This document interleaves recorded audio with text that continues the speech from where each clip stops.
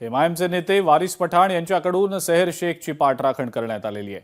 भाजपचे नेते जेव्हा भगवा फडकवणार असं बोलल्यावर हरकत घेतली जात नाही, तर मग आताच याबद्दल इतका आक्षेप का असा सवाल ते विचारतायत। सेहर शेख उत्साहाच्या भरात बोलल्या, त्याचा चुकीचा अर्थ घेऊ नका असं वारिस पठाण यांनी वक्तव्य केलं। ये डेवलपमेंट की जीत है, विकास की जीत है, ये लोगों के भरोसे की जीत है, जिन्होंने अपने पे भरोसा दिखाया कि हम काम करेंगे, क्योंकि पहले जो आए थे उन्होंने कोई काम किया नहीं।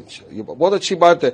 देखिए, अब बीजेपी वाले जब हर बार अब ये बोलते हैं कि हम पूरा भगवा कर डालेंगे, जब भी तो आप कोई आपत्ति नहीं उठाते।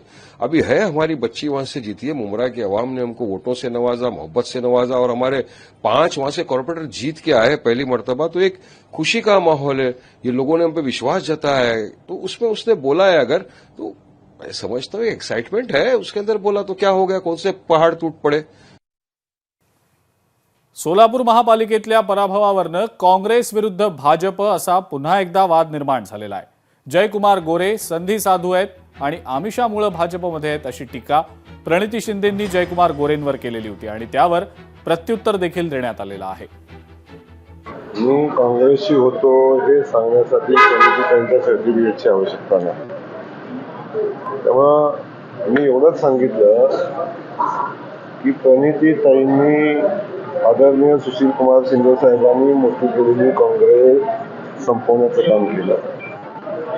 आयुष्यभर कष्ट करून शिंदे साहेबांनी जे कार्यकर्ते मोठे केले, जपले, सोबत घेतले, त्या कार्यकर्त्यांचं वाटोळं करण्याचं काम केलं।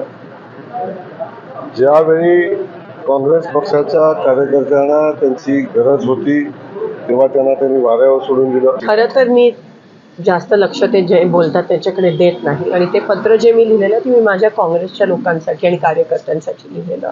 आता त्यांनी ते कोणत्या अनुषंगाने वाचलं की ते मूळ काँग्रेसचेच होते म्हणून कदाचित त्यांनी ते पत्र वाचलं असावं आणि ते संधी साधू आहेत, ते तिथे बीजेपीमध्ये गेले कारण का तिकडे जास्त आमिष बीजेपीने दाखवला।